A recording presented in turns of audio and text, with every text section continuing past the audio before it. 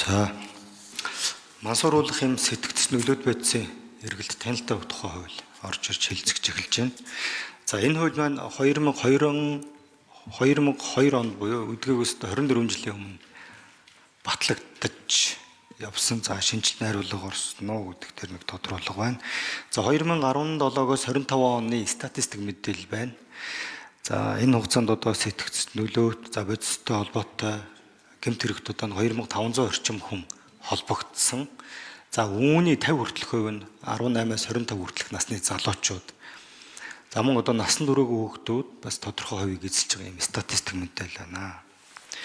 За энэ мансууруулах бодисын хор нөлөөг залуучууд өсвөр насныханд хүргэх, сурталчлах, за таниулах, эрсдлээс өрсөн сэргийлэх яг юм соён гэгэрүүлэх ажил нь тутмаг юм шиг санагдаж байгаа маа. За одоо энд ингээд яг хилцэгдэд явах юм бол бас нэлээд ноцтой асуудлууд ч гэсэн ярих байх.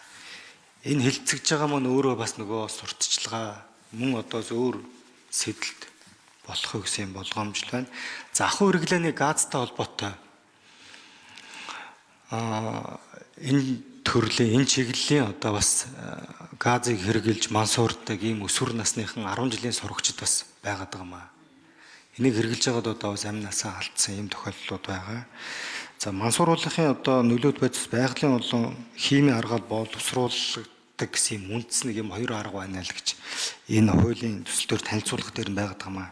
Сүүлийн үед энэ лаборатори аргаар боловсруулсан шинэ төрлийн мансууруулах сэтгцэд одоо нөлөөт бодисууд нэр төрөл нь өөрчлөгдөж манад орж ирж байгаа.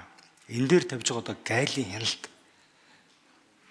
яг ямар байгаа вэ? Энийг илрүүлэх нөгөө багаж тоног төхөөрөмж боловсон хүчин манайханд байна уу?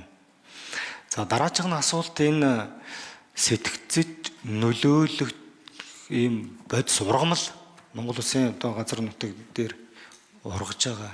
Энэ төрлийн хэдэн төрлийн ийм ургамал байна.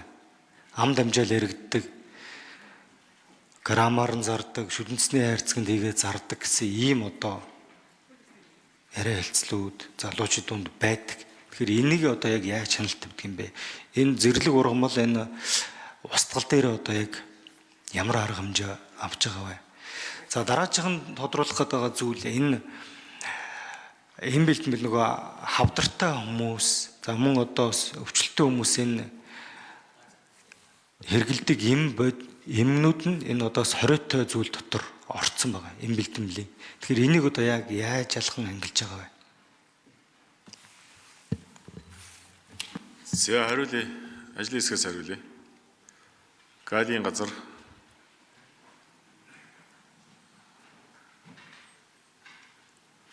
За мөнгөжин сайдын ар дээр галийн газар хариулна шүү. Байгаль орчин яам уу? За дөрөвдүгээр микрофон. За алтан шагийн гишүүний асуултанд хариулъя. Хуулийн төслийг бол 2002 онд батлагдсан хуулийг шинжилсэн найруулах хэлбээр боловсруулж оруулж ирсэн байгаа. За дагалдуулан 41 хуулийн төслийг мөн боловсруулсан гэдгийг хэлье. За энэ хуулийн бас гол одоо боловсруул туссан гол концепцийн өөрчлөлт бол яг энэ урьдчилан сэргийлэх соён гэгэрүүлэх ажил байна. Эцэг их сургалт, боловсрол, эрүүл мэндийн байгууллага бүх төвшөнд ер нь энэ одоо хар тамхины аюул занлын талаарх мэдлэг бас их тутмаг байгаа. Эцэгчүүдийн бас хараа хяналт, боловсролын байгууллагын бас энэ сургалтын хөтөлбөрт энэ одоо хор хөнөөлийн талаар бас ойлгуулах, хэтэрхий бас нөгөө болгоомжилж далд сурчлагаа болчихъя гэж болгоомжлсноос болоод нөгөө талынх нь аюул нь бол ерөөсөө энэ хэвийн хүүхдүүд бас саваагүй байдаг, залуучууд саваагүй. Тийм учраас энэ нэг удаа хэрэглээд, хоёр удаа хэрэглээд ингээд одоо дараа нь болчих болно гэсэн ийм одоо хөнгөмсгөөр найдаж, уруу татагдаж хүүхдүүд, залуучууд энд бас хэрэгжилж байгаа тохиолдол олон байгаа. Тийм учраас энэний аюул энэ сэтгц бие махбодод үзүүлж байгаа хор хөнөөлийн талаар бол маш сайн ойлголтыг эцэг их энэ эрүүл мэнд боловсролын байгууллагын төвшөнд бол ойлгуулж одоо энэ тусгай хөтөлбөр сургалтын арга зүй нэвтрүүлэх шаардлага байгаа гэдгийг бас энд хэлье. Тэгээд энэ талаар бол одоо бид бас хуулийн төсөл дээр тодорхой зохицуултуудыг оруулж өгсөн гэдгийг хэлье. ер нь гайлийн байгууллага одоо тагнуулын байгууллага бол гадаад улсаас Монгол улсад орж ирж байгаа хууль ёсоор нэвтрүүлж байгаа энэ сэтгцнөлөөд бодис хяналт явах энэ төрлийн гэмт хэрэгтэй тэмцэгчийг үр хэрэгжүүлж байгаа тасан зогсоох. За сүүлийн жилүүдэд бол бас гайлийн байгууллага дээр лабораторийн хүчин чадал, рентген одоо төхөөрөмжүүдийг бол нэлээд одоо сайн авч хөрөнгө оруулалт хийж байгаа. Тийм учраас бас энэ одоо төрлийн сэтгцнөлөөд бодисын олон одоо бидний бас одоо нууц тал даргаар энэ өөрөө бас үндэстэн намсан зохион байгуулалттай онцлостой гэмт хэрэг байдаг учраас нууц тал даргаар нэвтрүүлэх энэ одоо үйл ажиллагаанд хяналт тавихад бол бас техник тоног төхөөрөмжийн хувьд бол бас бэхжүүлж байгаа. Цааш гэхдээ хөрөнгө оруулалт шаардлагатай байгаа, хүнээ сурах шаардлагатай байгаа. Энэ хүрээнд бас хуулийн төсөлтөөр гайлийн байгууллага, тагнуулын байгууллага, ард тамхитай тэмцэх албаа бэхжүүлэх энэ одоо техник тоног төхөөрөмж хөрөнгө оруулалтын талаар тодорхой саналууд босгосон байгаа гэдэг хэлье. За Монгол улсын хэмжээнд бол 11 аймгийн нутаг дэвсгэр Улсын хурлын гишүүн Лавгсүрэн Саран Зумбалдын урилгаар нийслэлийн ерөнхий улс хурлын Сенлиз сургуулийн 10А, 11А, 12А ангийн багш сурагчид улсын хурлын үйл ажиллагаа төрийн ордонтой танилцж байна. За та бүхэндээ сайн сайхан бүхнийг хүсье. За цааш нь хариулъя. 4-р микрофон. За Монгол улсын нутаг дэвсгэрт одоо 11 аймгийн нутаг дэвсгэрт бол энэ осны төрлийн ургамал ургаж байгаа. За үндэсний аюулгүй байдлын зөвлөлөөс өгсөн чиглэл. За бидний одоо хар тамхитай тэмцэх алба хууль зүйн дотоод төрийн яамнаас барьж байгаа гол бодлого бол энэ одоо осны төрлийн үс сургамлыг бол бүрэн устгах ийм одоо зорилт тавьж байгаа.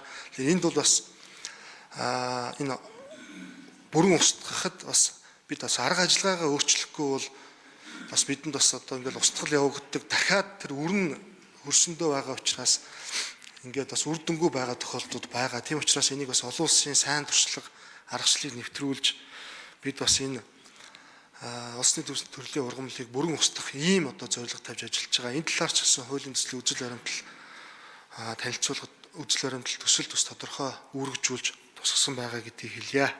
За баярлалаа. За Алтан шагаа гишүүн тодруулъя. За юуг асуусандаа би нөгөө хавдартай хүмүүст хэрэгэлдэг юм. Энэ бас нөгөө хориотой юм бэлтмэлд орчод байгаа. Энийг яаж ялгаж ангилж байгаа? За 4-р микрофон. Сайн байцгаана. Алтан шагаа гишүүний асуултанд хариулъя. Эрүүл мэндийн яам ахлах шинжийн Чингтэй байна.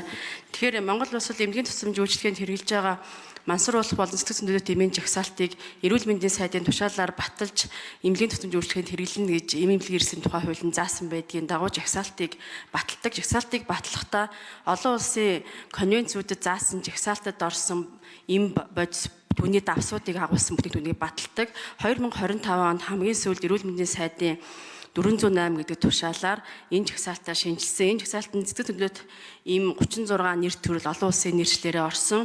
Мансууруулах им болвол 14 нэрээр орж батлагдсан байж байгаа. Гишүүний асуултанд асууж байгаа бол зарим нөгөө хавдар тийм тусламж үйлчлэгэнд хэрэгэлдэг олон улсын конвенцч ороогүй боловч хяналттай хэрэглэх шаардлагатай. Тухайлбал бол тарамдол им болвол цэцэг төлөвлөлт имийн жагсаалтанд ордог оруулсан байгаа. Энэ яагаад вэ гэхээр энэ имийг одоо эмчилгээний зориултаар бус хууль бусаар авч иргэд одоо амь насаа. За гүйцээж хариулъя. 4 номер. Өсвөр насны иргэд уруулан ашиглах ийм тохиолдол байдаг учраас энэ жагсаалтанд оруулж хяналтыг сайжруулж ажиллаж байгаа. Үүнээс гадна бас та бүхэн мэдж байгаа сүүлийн үед бас хүүхдүүд мэдрэлийн гаралтай хүчтэй үйлчлэгээтэй өвчин намдаах имийг хууль одоо бусаар авч хэрэглэж гараа тайруулах эрүүл мэндээр эрсдэх эрсдэл байгаа. Тэгэхээр энэ шинжилсэн найруулгын төсөлтөөр болвол эмнэлгийн тусламж үйлчлэгээнд хэрэглэх олон улсын конвенцийн жагсаалтанд орсон эмнээс гадна бусад зорилгоор одоо уруулан ашиглах эмийн жагсаалтыг эрүүл мэндийн сайд батлахаар энэ хуулийн төсөлтөөр явж байгаа. Ингэж одоо жагсаалтыг гаргаж иж энэ одоо хууль бус эргэлтээс сэргийлэх, иргэдийн эрүүл мэндийн одоо хамгаалах, хяналтыг сайжруулах зорилго тавьж байгаа. Мөн жороор олгох эмийг бол бид нар цаасан болон цахим жороор олгодог. Бид энэ эрүүл мэндийн сайдын тушаалын шинжилсэн найруулгаараа бол бас цахим жорын асуудлыг энэ лөө тусгаж оруулж өгч байгаа. Ингэснээрээ одоо хэрэглээг энэ хянахаас гадна яг энэ ийм хэрэглэх ёстой өвчтнүүд маань эмээ авч гинүү, хууль бус